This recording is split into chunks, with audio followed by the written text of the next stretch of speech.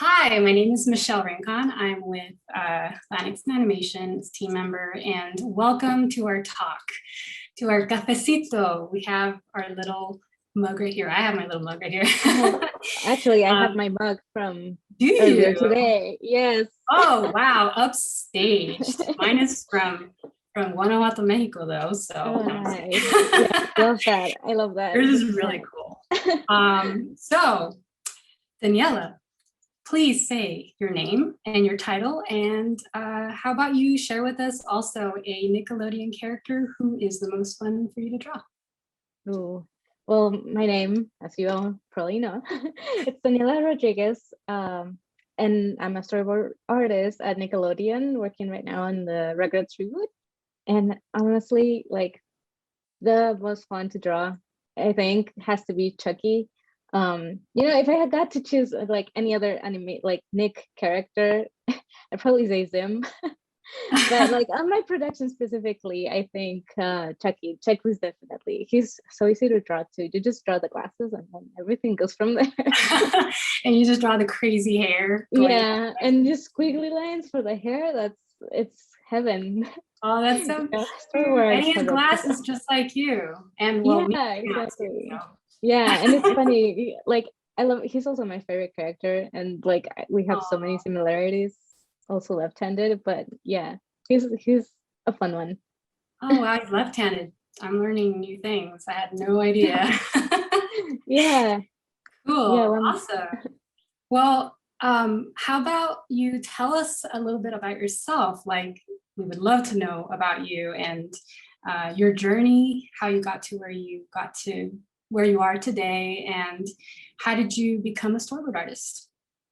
Well, yeah, it's a long-winded story, but when I when I first started out, I didn't really like, I would never see myself, like when I look back, never thought I'd see myself working in animation. I think growing up, you always hear from your parents like when you and my mom would always say this, like when you're an engineer, when you get a job doing Yeah. engineering, you're gonna travel the world and you're gonna do this and that. And but like I never expected to be going into art. But when I started out, like because I was born in Mexico, and I moved here like when I was 11. So that was the plan, it was to become an engineer, to Mm. take that opportunity and really just like, go for it, go for STEM. But like I've been drawing for the longest time, and my mom saw that too. So she always supported the fact that I wanted to do animation.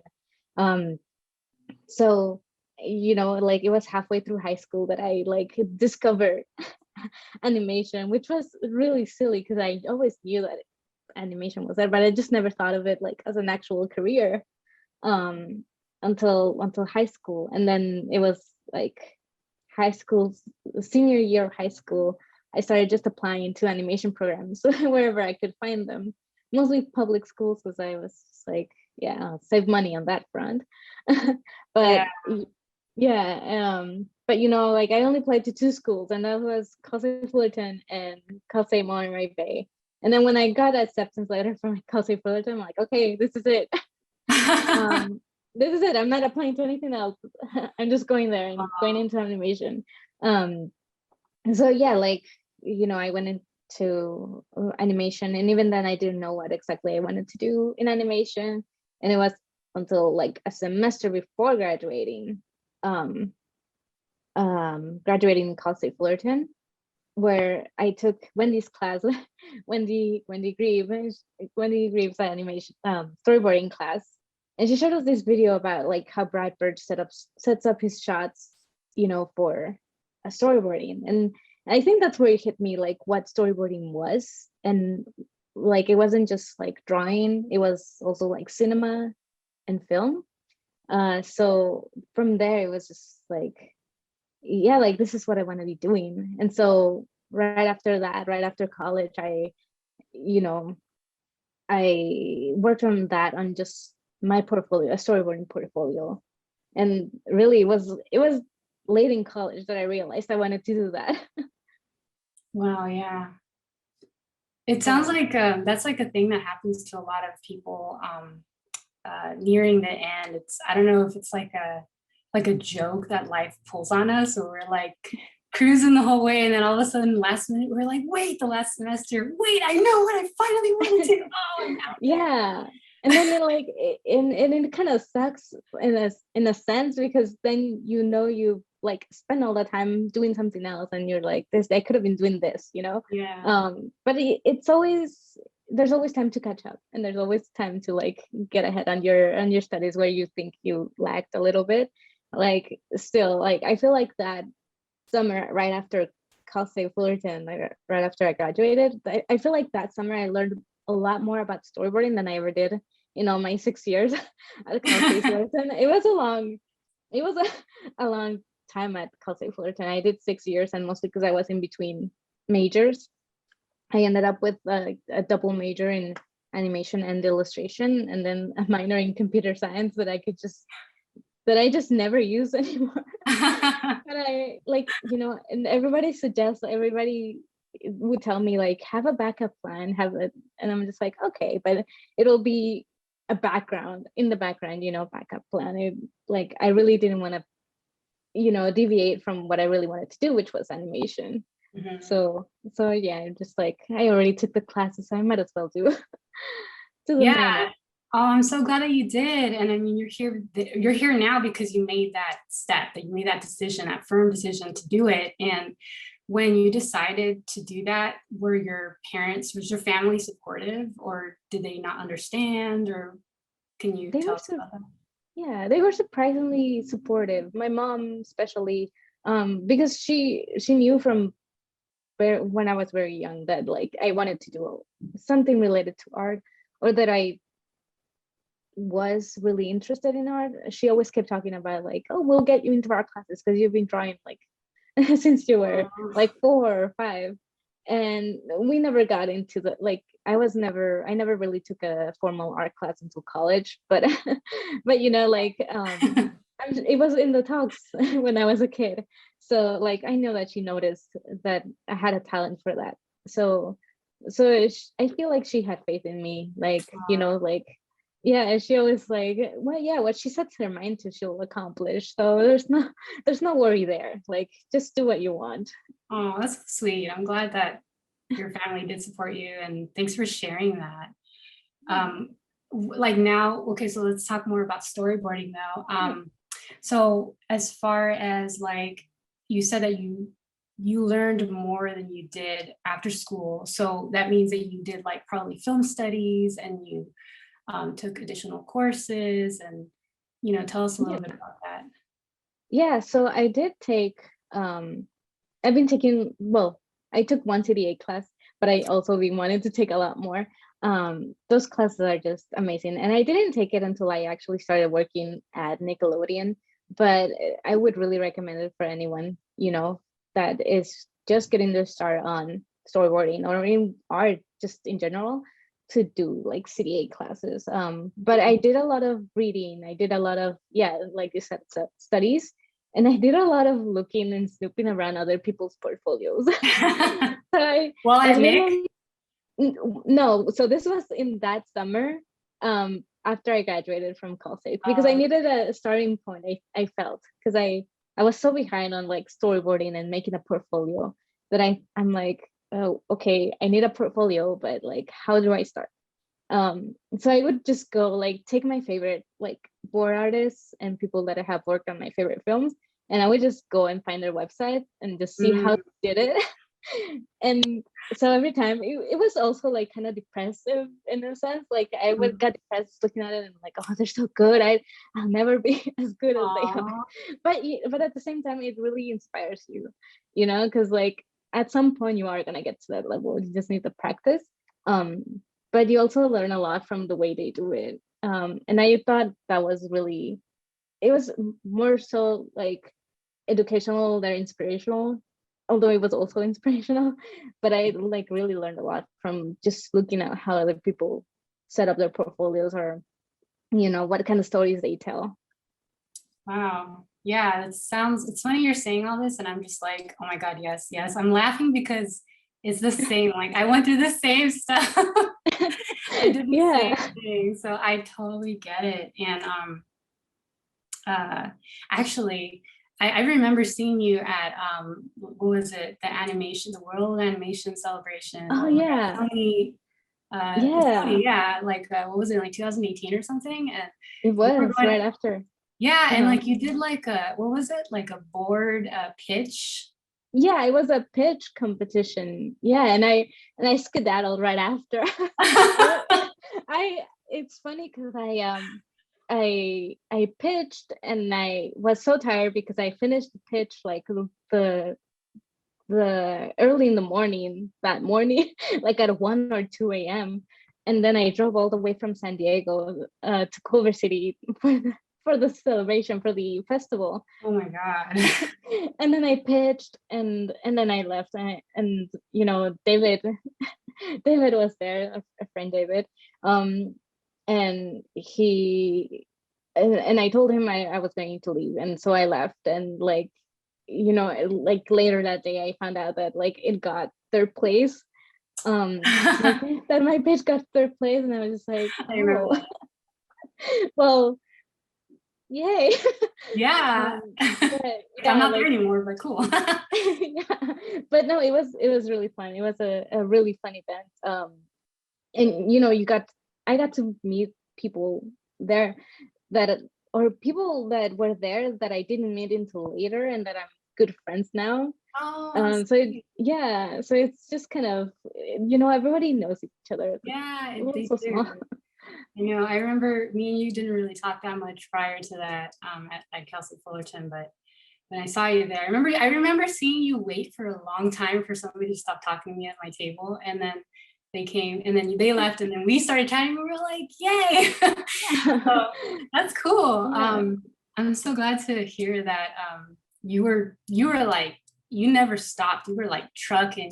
You had your mindset on getting a job right out of school. You really wanted to go for it, and you did everything you could. You drove all the way up there. I'm assuming you lived down in Orange County or something at the time. It was San Diego actually. Oh my God. Okay. Yeah. Yeah, well, right after, you know, school, I like moved from Fullerton back to San Diego with my parents. Oh, that's right. And I don't know. yeah, and so yeah, like every event was really out of reach for me, but you Oh yeah. know, like it was fun driving, driving up for like CTN and stuff like that, and Yeah. all those festivals. Yeah. But you know, like it led to opportunities, and it led to meeting people that I'm really close with today. Oh, So that's true. yeah, And that's like a really good way of seeing it. Going to these kind of events like La Live, for example, and the other ones you mentioned. It's the attitude of like going to meet people and hopefully make friends, but good connections and hopefully yeah, work with them later. That's like so cool. Um, definitely, yeah. but actually, speaking of opportunities, Mhm. let's talk about how you got your first gig. How did Oh you get gosh. your first job? And what skills did you need for your first job? Okay. So yeah, like the way I got the first job, it was apparently a rare event, like that people don't hear. I've heard a lot about this a lot from a few friends because the way I got it was just I really went on the website and applied, and then I got reached out by like that production manager for that show, and I tested, and then I got to meet with the director. So really, it was just like I prepared my portfolio, I did my cover letter and resume, you know, I prepared all that stuff, and I went on their website, and I would do this, you know, right before I went into on that summer after graduation, I would go into every studio's website every day without fail. Like I would go on their website and check for any openings. And if there were openings that, you know, PA or storyboard revisionist, even storyboard artists, even like the first production that I worked on, like when I applied, it was for storyboard artists, not revisionist. Um, so even for that, like I applied to everything they had, and just as soon as something went up on the website, like I would just apply, have everything ready for application, you know. And so I did that, and they gave me a test. My test was a little weird. It was it was a board driven test for a script driven show. So it was really odd. Um, but and I didn't do it. I remember I didn't even do it on Storyboard Pro because at that time I wasn't good with Storyboard Pro. I did it on Photoshop. Um, so yeah, I submitted my test a few minutes before the deadline, and Is that how it yeah, goes? it was stressful. Yeah, and a week later I heard back from the production manager, and she told me like, oh, the director wants to set up a meet and greet with you. And to me that sounded like, oh, I got an interview. So I like dressed up all night, and I called in sick to my job in San Diego, which at that time I was teaching. I was doing being an art instructor for little kids. So I called in sick. Um, and I drive up to Burbank, and me thinking that I'm doing an interview, I dress up all for an interview and I'm ready, like all professional for the interview. And then I get there, and Bill Reese or Rice, I am not sure how to pronounce his last name, but like Bill, Bill, he's amazing. And if he ever watches it, I'm sorry for slaughtering his last name. But but Bill, like amazing guy. I'd say he was like my first mentor in that industry. I met him, and as soon as I walked into his office, he was like, hey, do you want to come watch some of the stuff for the show? And he showed me the models, and he showed me like all the stuff that they were working on, all of this stuff. And I'm like, wow, that's really cool. And then he was just like, so what's your experience with storyboarding? And at that time I had no experience with storyboard. Like I really hadn't worked in the industry at all, hadn't even had an internship at a studio. And I was like, I took a class in college.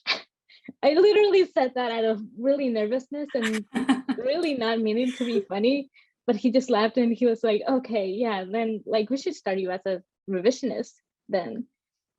And I was just like, oh, oh gosh, I got it. And I didn't believe it until I actually started working there. But that was, my really funny story about how how I got hired. It was really surreal. Oh, that's such a cute story. Thank you for sharing. Yeah.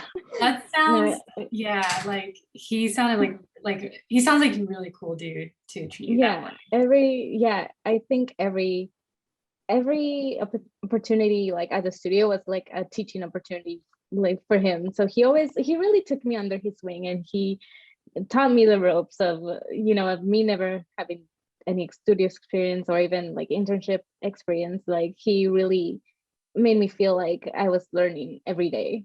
Mhm. That's awesome. I'm glad. I mean, and people like him, I come across them occasionally, or a lot actually in animation industry. There's so many friendly people who just want you to succeed and who want to mentor and help you Yeah. and stuff. And I'm so happy to hear that that happened to you. How was it? Not just with Bill, but with the rest of your team and the rest of your coworkers and people at Nick and even outside of Nick. Mhm. What did you do to authentically build relationships? How did you do that? I feel like it came naturally because you're working in a team, with these people, and like the first thing you want to do is, like be friendly with them Oh because yeah. they're always friendly with you too. And I always had like, I've always been fortunate enough to have really good teammates and really good peers. So it really came naturally. But I feel like when it comes to that, like the best way to like approach it is just to like be wanting to learn more about them. I think that was the thing that drove most of my conversations was, how do you get here? What was your story? Mm. You know? So yeah, like I feel from that, it just like grows into something more. And then they always want to know about your story too. So it like, I feel like everyone's journey is kind of unique in a sense. So it's really worth knowing and worth finding about. So even like just approaching someone or someone new, like that's my first instinct to just ask about like, okay, how did you get here? Like what are your struggles? You know, what have been your struggles throughout your career? And I feel like that way, like, you know, like you relate more to that person, but also you learn, you know, how they got there and you learn their story. And, you know, it just helps you grow in a sense. Oh yeah, seriously. I think everything you're saying is so true about like, you know, being genuine and wanting to learn about them, because everyone that you meet is, as cheesy as it sounds, everyone's a story, right? Everyone is a book. Like you want to open Yeah. them as much as they want to share with you, I guess, right? But most people, Hmm. I feel like that work in animation, they tend to be really like, um, they're willing to talk about themselves and how they go about it and stuff. Definitely. And for you, like, were you, was Bill the only person who mentored you, or were there other people who maybe you like shadowed, you kind of like peeked over Uh-huh. the corner? And I know that Nickelodeon, you know, welcomes that kind of, I guess, relationship. Yeah. Yeah. Actually, like, you know, when I first got there, you know, I'm a really shy person, just naturally really shy. But really like everyone that I made friends with in that first production, at some point I know that I've asked them like, okay, can you look over my stuff? Because the first production I worked on was a really short-lived one. So it was a 4-episode special. And we all knew that it was going to be a temporary job. So we all kind of also in that sense, like kind of took advantage of our time together to get Mm, to know each other. Um, and yeah, like I knew that I'd be looking for a job soon after starting. So like a few months in, I was just like, oh, you know, I worked on this personal piece. Do you mind taking a look at it? And then I'm like, oh yeah, yeah, sure. And most people, like I don't think anyone I've ever asked, you know, to look over my stuff, friends like that have ever like denied me that. But you know, it was mostly, you know, Jake. I know Jake Kim. He worked on Middle School Moguls with me on that first, oh, and Jake he Kemsley. looked at, yeah, and he looked at my stuff too. And actually, not long after, not long before I left, I think, um, my first production, Nick Paris had just started as a storyboard artist on Casa, I think, Casa Grandes. Um, but he was at Nick, and I found out through social media, and so I connected with him on social media. I just sent him a message. I'm like, oh hey, also work at Nick, and you know, and I think he reviewed like one of my, or he gave me some pointers on like a Loud House test that I took. Oh, So yeah, and you know, he's also amazing. I haven't gotten to talk to him uh much since because I left and then came back. But you know, he was also really cool to do that for me, even though he really didn't know me. We wow. just exchanged a few messages online on Instagram, but it was but yeah, it was uh there's been a lot of people there that have been, you know, just friends. Mhm. And anytime I ask for them to like look over my stuff, they're always happy to. So it's really like, I mean, I couldn't name a list of people, but for the most part, you know, like Bill, I'd say like a mentor, like put up there with a mentor to mentor level, I'd say Bill has always been, Aw. you know, yeah. Well, it sounds like a lot of that is it's because of you. It's because of your attitude in life and because of the way you kind of approach everybody and stuff. Like I'm sure you're a very hard worker. You're very kind. You're very, you know, I feel like you're approachable too, despite you Thanks. saying you're shy. Yeah. And I think that shows to them too. And that just kind of also goes to show that if you're going to work in animation, or really anywhere, but especially animation industry, you want to be kind. You want to be Hmm. hardworking, right? You want to be kind and Definitely. hardworking and dedicated and be a good communicator, all that other stuff that you learn when you're building your resume and stuff. But Yeah.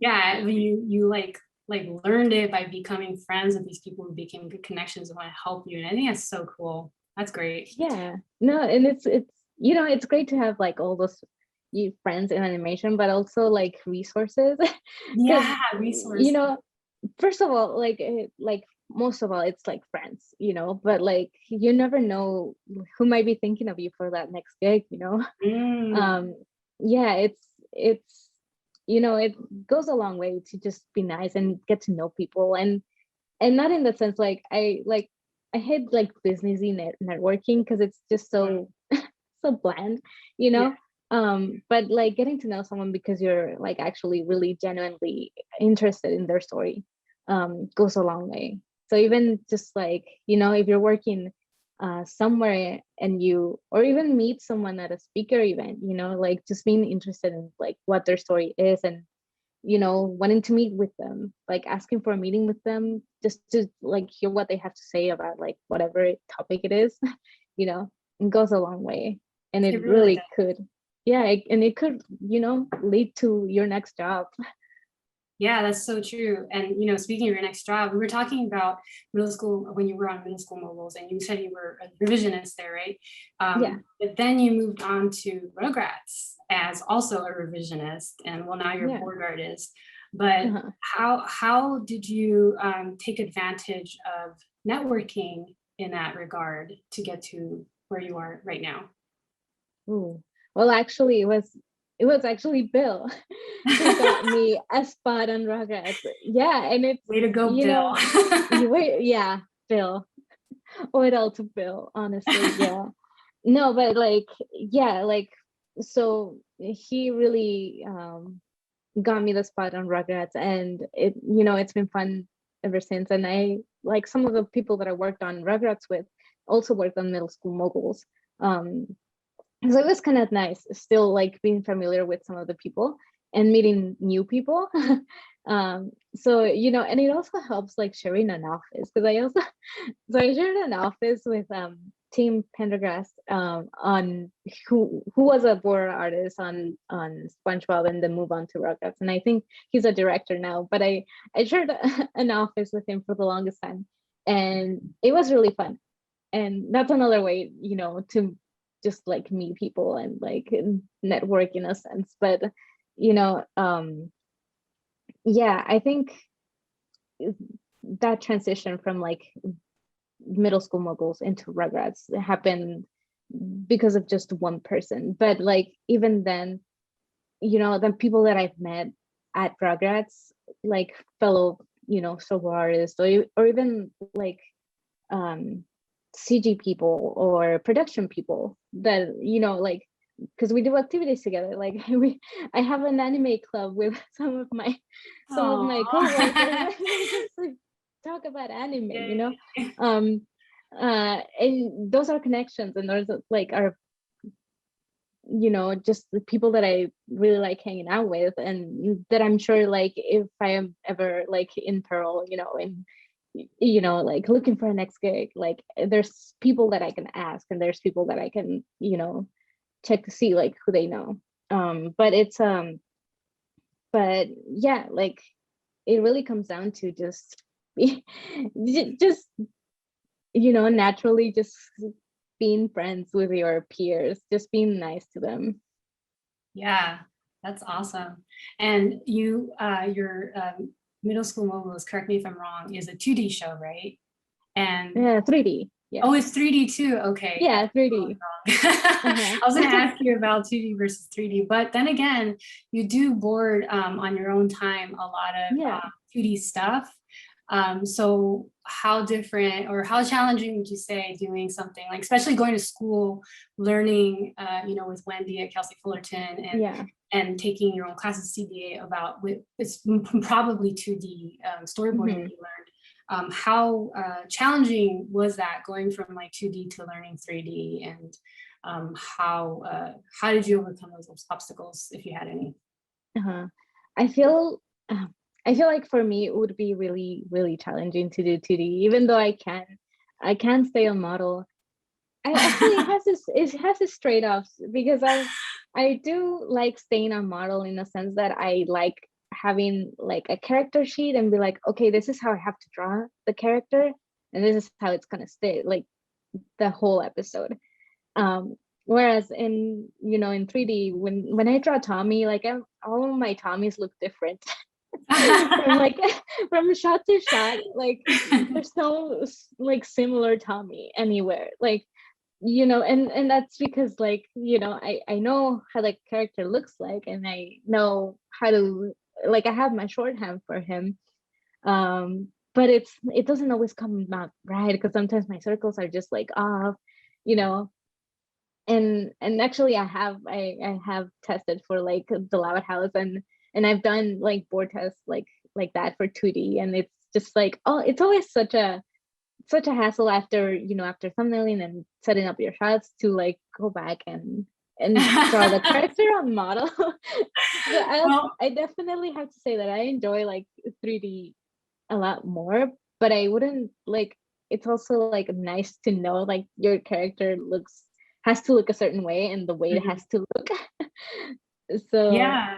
And well, and for, you know, people watching, you know, the reason why it's not as important to be on model is because it's a 3D show that has 3D assets, 3D characters and stuff. So those characters are already modeled and created and, you know, animated that way. Whereas when you're doing a 2D show, it has to be more on model because the animators need to refer to the way the characters are like moving and shape and pose and stuff.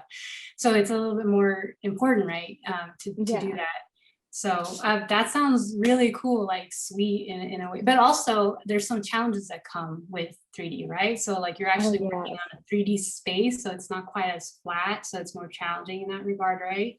Yeah. And you know, it's also interesting because, you know, you get the models, and sometimes you can import them into the Storyboard Pro, and it's kind of nice because you can set up your camera wherever you want to, and in a sense it gives you a lot more options. But yeah, if you place a character in an area and then he's in somewhere else completely in the next shot, it's problematic. And sometimes the props and the sets don't work like you want them to, or like how you draw them. So like you'll get, you know, where there's supposed to be a chair and you forget the chair's there, and it like ends up blocking your character where you Oh, stage it. You know. And and then you you can't have move to, the chair, right? Because and, it's and if you all can move the chair, then you're in trouble. Sometimes they'll be able to like just remove it, but if right. you're not, then like, damn, you have to go and stage it some other way. Uh-huh. But yeah, like it comes with its challenges. I feel um like in a sense it is forgiving in a lot of ways. Mhm. But yeah, when it comes to geography, to mapping out where everyone is, it can be very challenging. Mhm. Mhm. Yeah.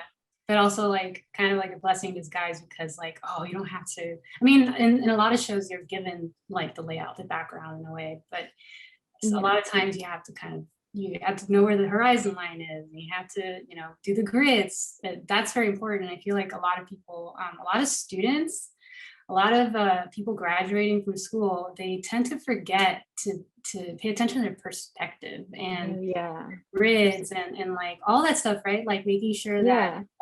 you know, the character is not growing or shrinking like the Mhm. camera from shot to shot. And so those are like struggles that a lot of new people into boarding like have.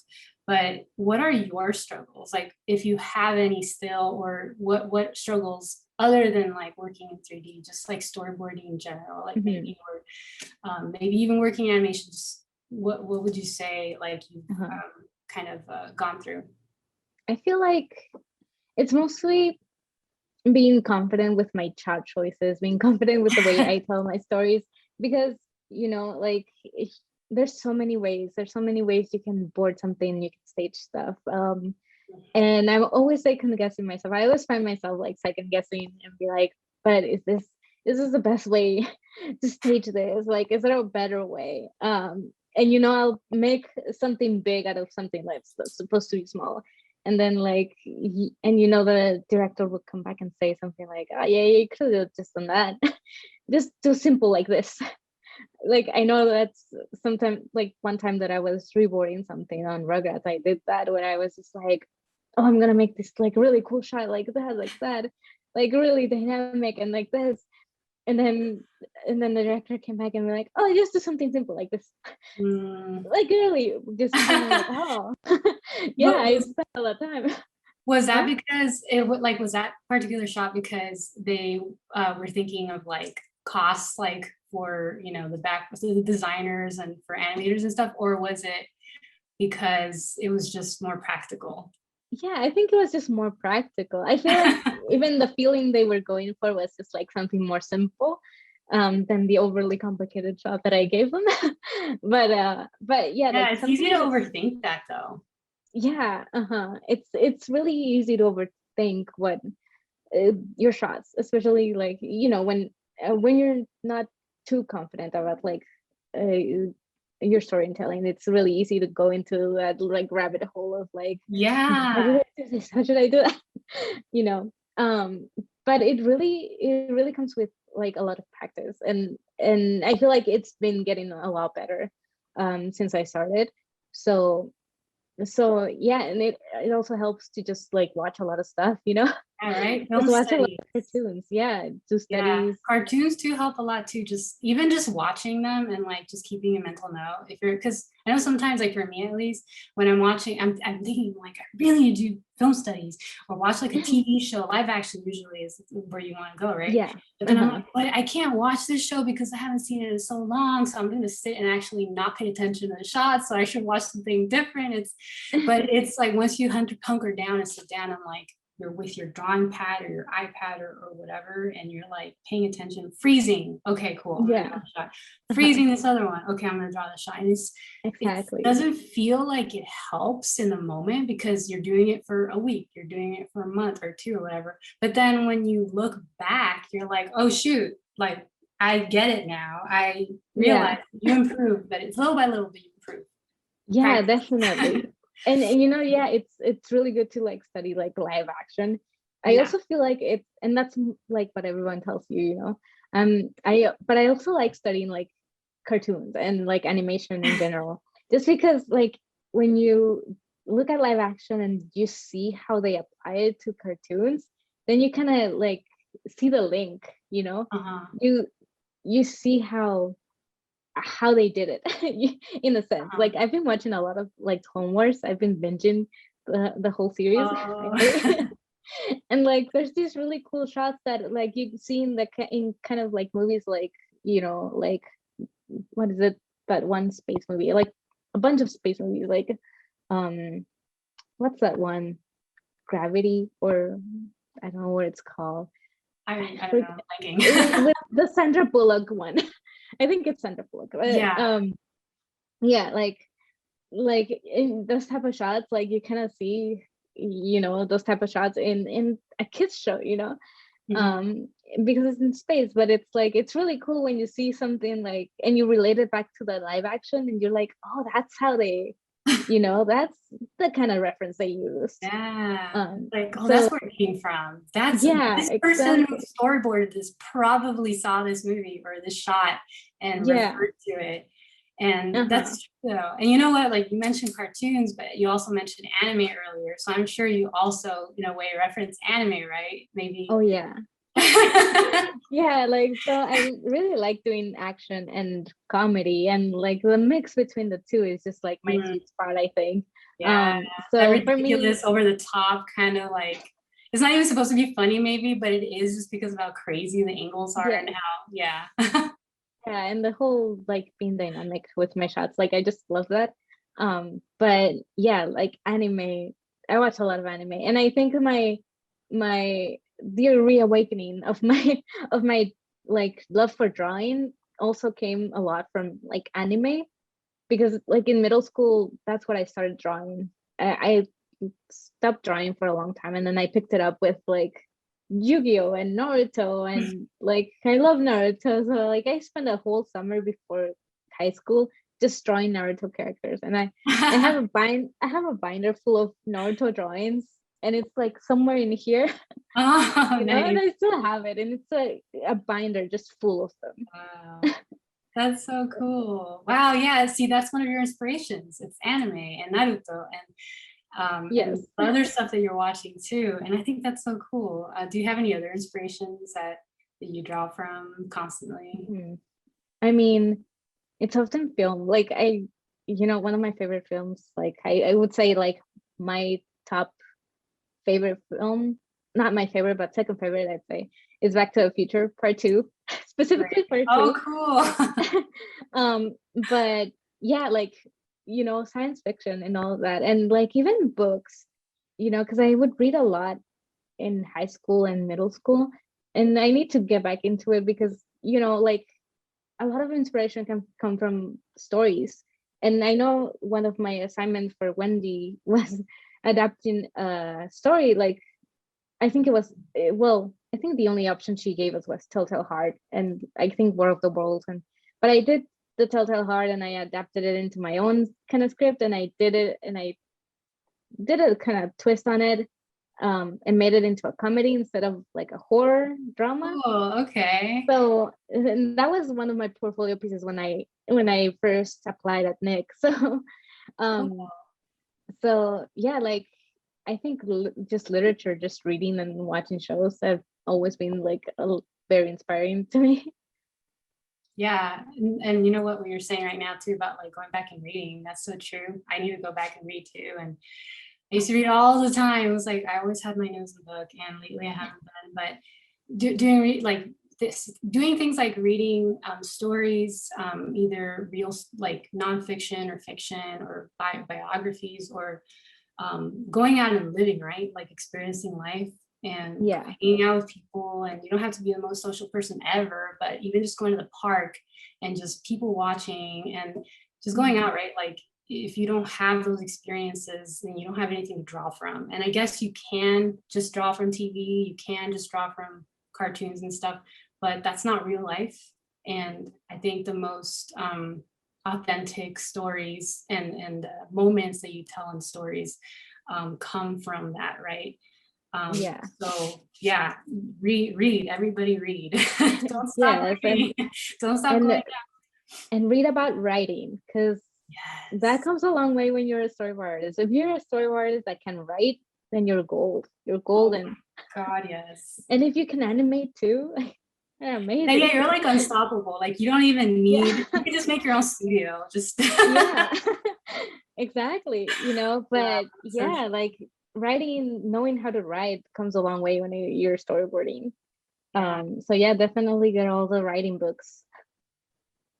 Yeah, actually that's so true about writing though, like in storyboarding, because people always say, like definitely learn how to draw and model, learn your perspective, do your grids, like learn shot choices and stuff. But and not every show that you're going to work on is going to be like outline driven or board driven, but some shows are. So most shows, they give you a script, right? You follow it, Mhm. Yeah. like a 12-page script or something for like an 11-minute show.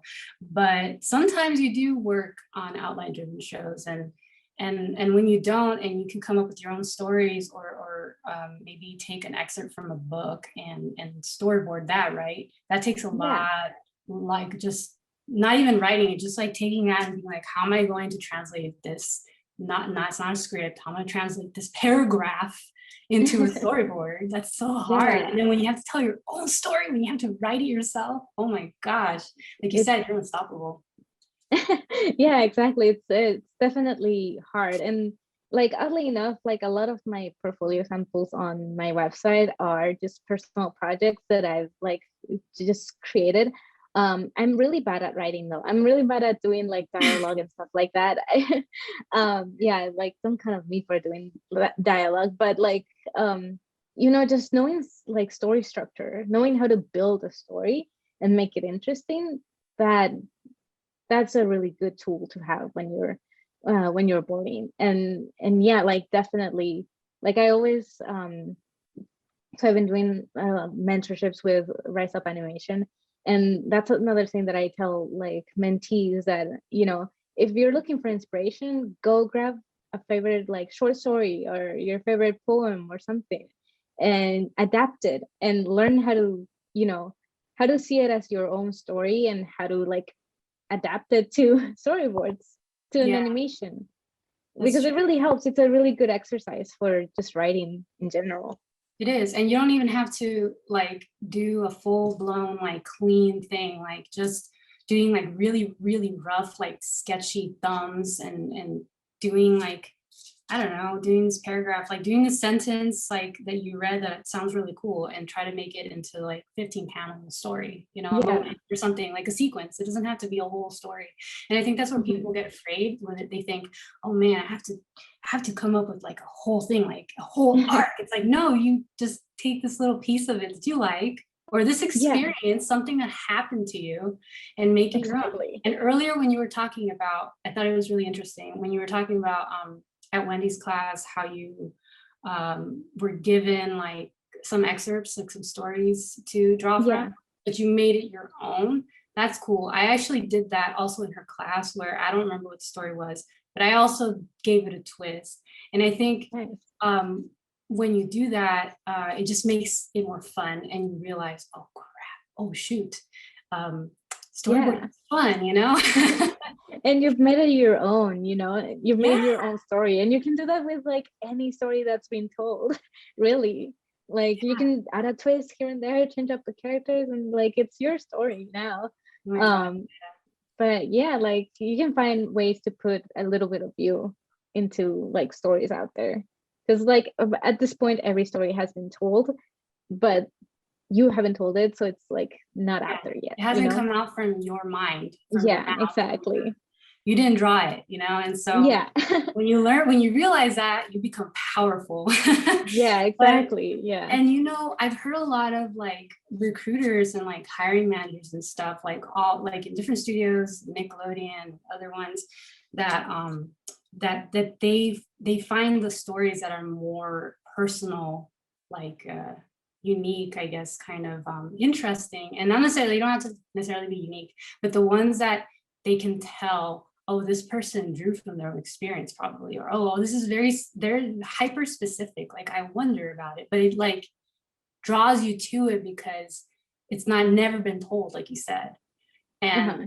those Yeah. people have a lot of success with getting at least an interview, I think. That's what I've kind of come to understand, because it's like those you drew that recruiter, you're like, oh, I want to know more about this person. So Yeah. yeah, put a little bit of you in it, like you said. Yeah, exactly. And it's so important to I like actually tell a story, with your portfolio pieces.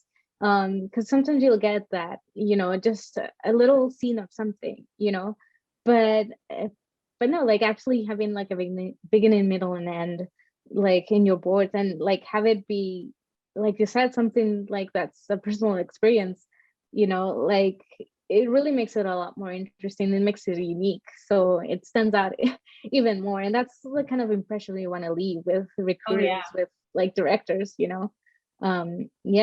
I do have a portfolio piece that's about me and a roach. And that was one time that I had a roach in my apartment, and it's a little thing that I drew up. But like stuff like that, mundane things like that, Yeah. it can just be like the most interesting story to tell. Yes. Yes, thank you so much for saying that, because I think, again, just going back to like school, when we were given those projects to, okay, come up with your own story and storyboard it. And then the next semester, you're going to like animate it, right? It was like pre-production, post-production. And some other schools, like they'll have like their own system. But Mhm. those classes that tell you, okay, do that, the students, I feel, this is how I felt. I felt like, oh shoot, I need to come up with something really like elaborate, like a story, like a lot, like more than two characters, and it has to take place in this crazy looking place, and the story has Like to crazy background story. yeah, and it's like, no, it does not have to be like that. Like I remember actually Chuck, I think he would say, what did he say? Like keep it simple, or Yeah. I don't remember Keep it, exactly what he said, yeah, but I don't, but yeah, it's basically that, like keep it as in simple as a nutshell. possible.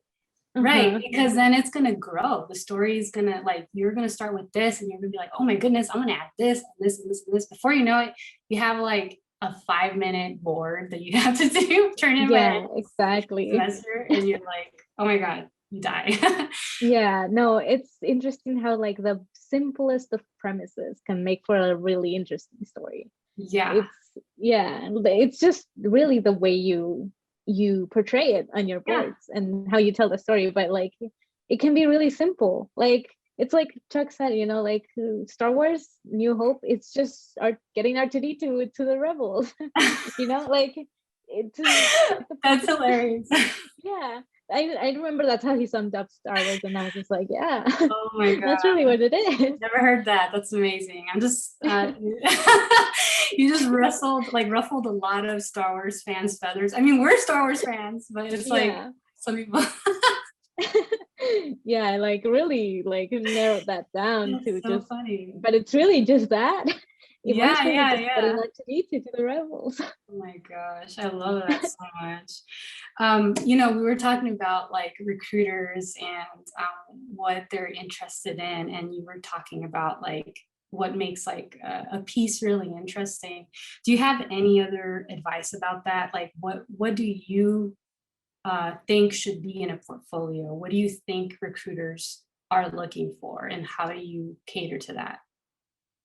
I'd say really like keep most of the work on your portfolio side, just mostly personal work.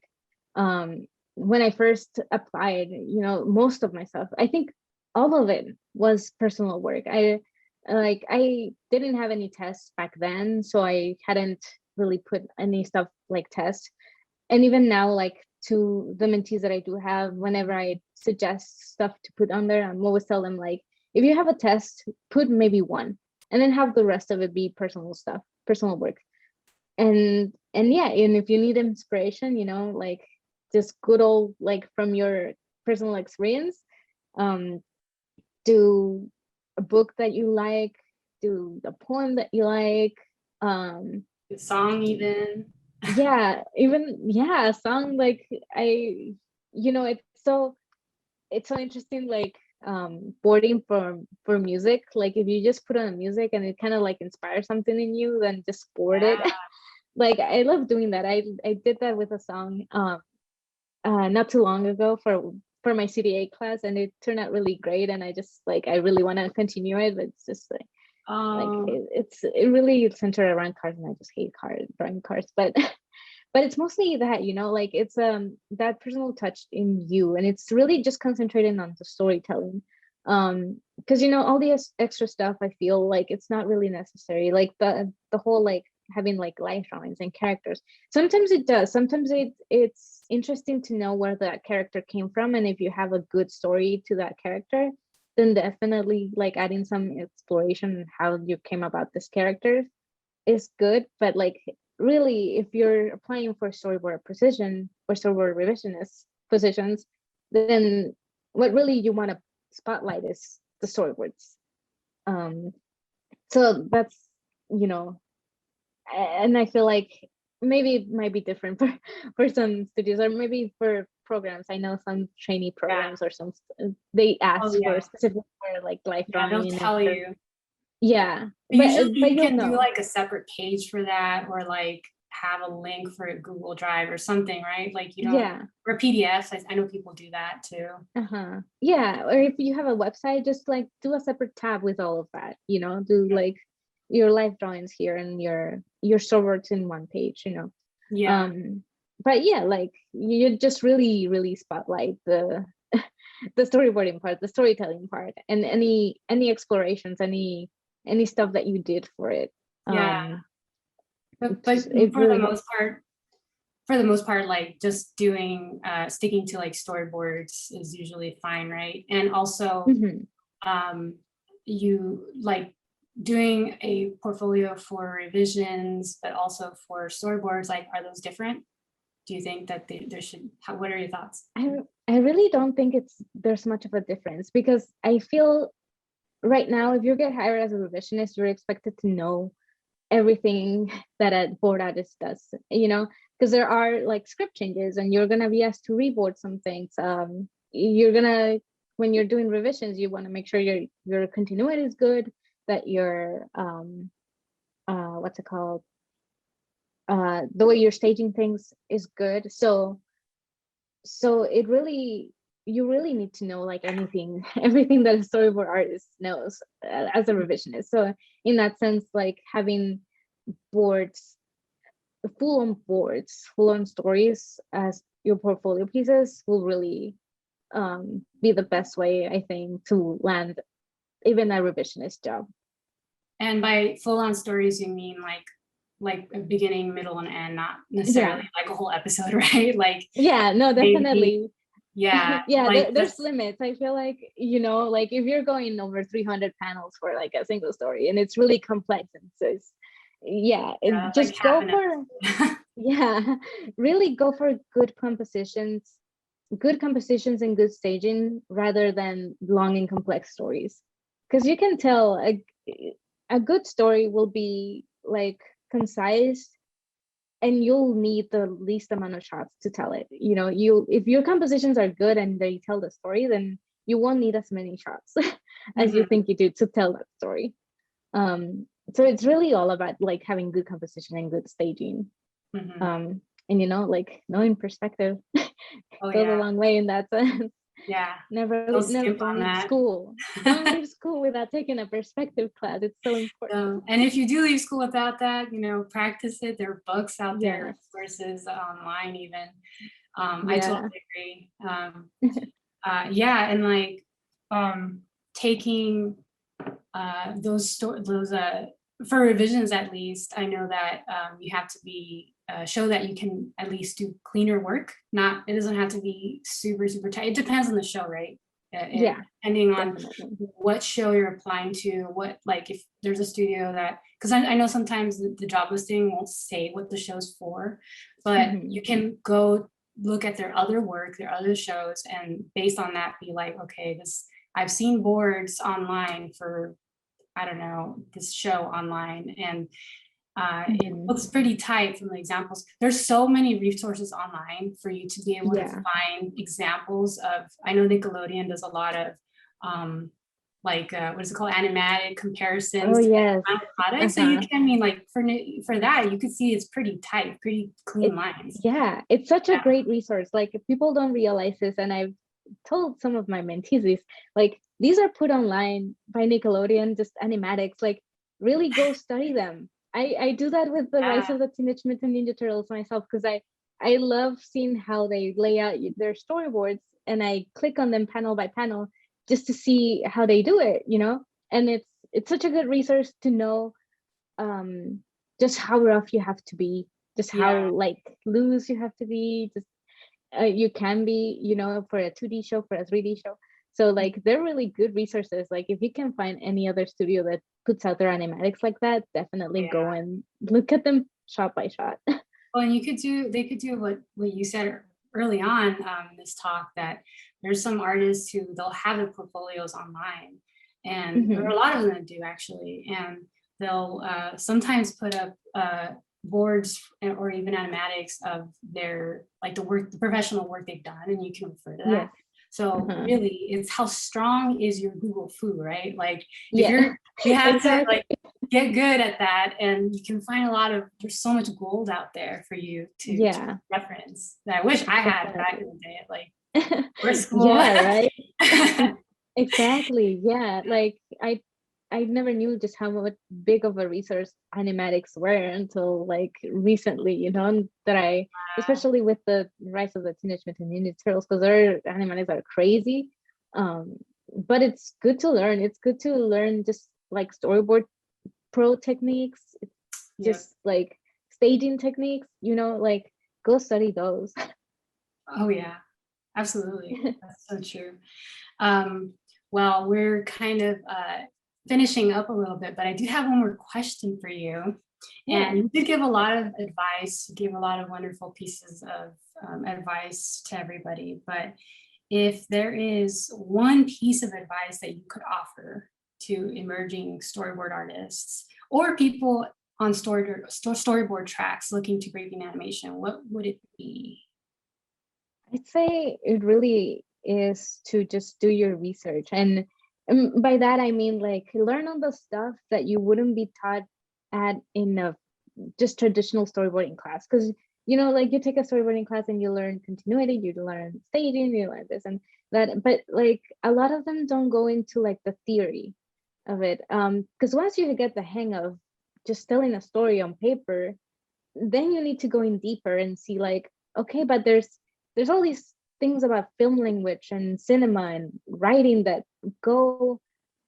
really are the essence of storyboarding, that really make good storyboarding. So it's really just going in, once you get the hang of the technique, just going in and learning the theory. And that comes with, reading books about film, reading books about writing, screenplays, just watching movies, even sitting down and watching your favorite movies and studying them. That's really gonna be a powerful tool to becoming, not only just a good storyboarder, but a good storyteller. And you'll see your storyboards improve so much by just doing that. And another thing is just like, never just keep applying. If you're trying to break in and you have like the good portfolio and you have the good skills, like really just keep doing it. And rejection is a success. Is it like we get really discouraged when we get that rejection, but it's really a success.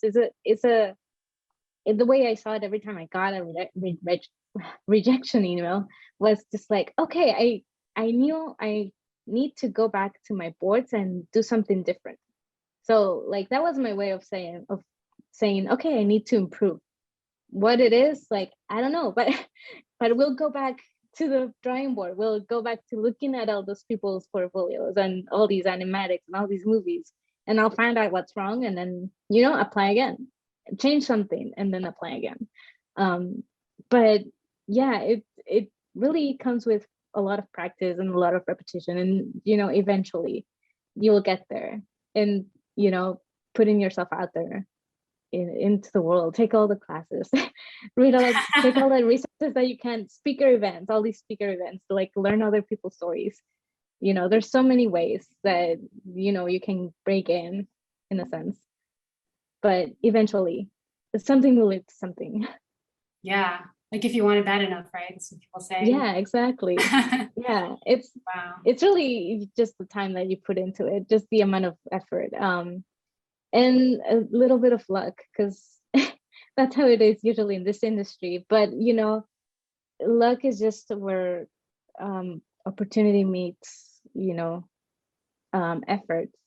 Yeah. And so like you don't only need to be in the right place at the right time, you need to put yourself there. Mm-hmm. But you have to be prepared for that, right? And you have to be prepared. Yeah, that's where luck, what luck is basically. It's like, are you prepared to show somebody your portfolio? Are you prepared to give somebody your business card, your contact information? Do you have something to show? That is so true. That's that quote I wanted to no, you said it wonderfully. No, yeah, that's so true. Yeah, luck is where preparation meets opportunity. That's what it was. Okay. I didn't know. I just okay. No, wow. Yeah, you got it. No, but that's such a good quote and such great advice. Thank you so much for that, and for everything else, like the gold nuggets of information and like advice that you've given throughout the whole talk. You, I'm sure, have inspired many people today. I really hope so. It would be like amazing. Yeah. Well, thank you so much, Daniela, for joining us today, and thank you for taking time to do this, for talking to us, getting to know you with us, and thank you, Nickelodeon, for putting together this cafecito talk. Yeah, no, thank you for having me, and thank you for taking the time, to hear my story. It's been really a great time, and it's a great time like reconnecting with you, because fellow classmates. Oh, yay! That's where we're a connection, but also friendship. We started as friends. Yeah, exactly. Thanks for having me. It's been a really fun time. Thank you so much, and thank you everybody for watching. And I hope you enjoy the rest of the LEAP 2021.